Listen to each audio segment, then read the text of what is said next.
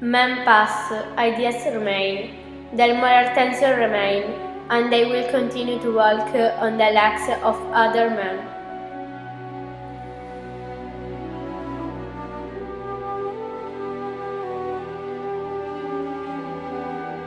These trees, covered with photos, poems, drawings, are very special trees.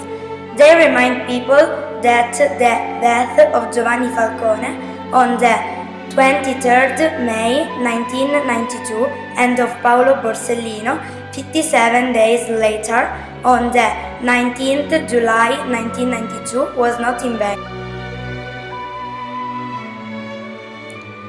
Who were these two special men? They were two normal men, with two arms, two legs, a brain, not different from anybody else.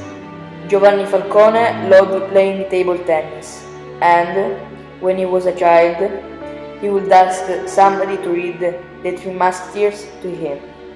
You can still see the ducklings he collected in his bunker office in Palermo. The difference with the other people is that they had the courage to fight for their ideas. They fought against the most terrifying monster in Italy, mafia. How did they fight against it? They did it just with their intelligence, with no superpowers. Did they win? I'm afraid not. They were killed in the end. But everybody will always remember them and their special mission.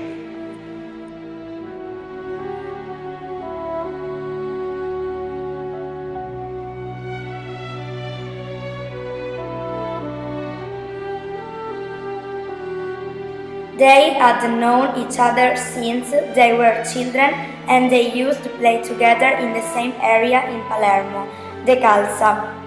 Giovanni was 13 and Paolo a little younger. They played football quite well and they would sometimes play with those guys who would later become mafiosi. But they were different. They decided to stand for legality and they both studied law to become magistrates in order to work and fight together against mafia. Paolo and Giovanni won their battle. They had hundreds of criminals put in jails, but they had a very high price to pay for this victory. But what about this terrible monster, mafia? When was it born? Mafiosi, you see, are seemingly honest men, but in fact they are traitors of the state.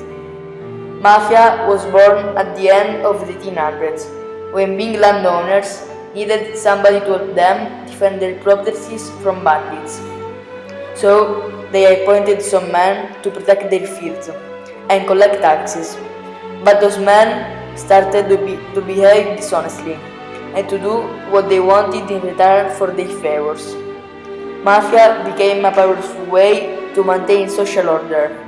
As a consequence, humble people started to put up with injustice, being afraid of speaking and reporting what was wrong. They felt helpless. And today? Mafia is structured like a pyramid. At its base, there is a family, which controls an area or a whole town. It's the core of the pyramid, and it's called Cosca. Is everybody free in the Cosca? Not at all. There is a strict internal organization. At the base, there are the soldiers, called picciotti, organized into families, which are led by the bosses, who represent the families in the cupola, the top organ of the pyramid. And what did Giovanni and Paolo do against those criminals? They did a great job. They convinced some mafiosi to change their minds and helped them identify some members of the clan. There were some men who, like Giovanni, were not afraid of the risks and wanted to free Sicily from the monster. Really? Yes, there was a maxi trial in Palermo against about 400 people. Before that, nobody had ever revealed mafia secrets. So, If everybody keeps speaking about mafia and fighting against it, things can change even today. Everyone can give a contribution to defeating mafia. If the youth will deny their consent, even the omnipotent and mysterious mafia will vanish like a nightmare. That's right. Paolo Borsellino said that mafia will be defeated when people, especially young people, start thinking with their own minds, learn to bring forward their ideas, and fight for justice and freedom. It is fundamental to pose moral compromise and indifference, which can lead us to become mafia accomplices. It is really important to speak about it on newspapers, TV, and, above all, in schools. This is why, on 28 February 2005, a Legality Foundation was born in memory of Paolo Borsellino and all the victims of mafia, and it's engaged for 4,000 schools all over Italy. Things are really changing.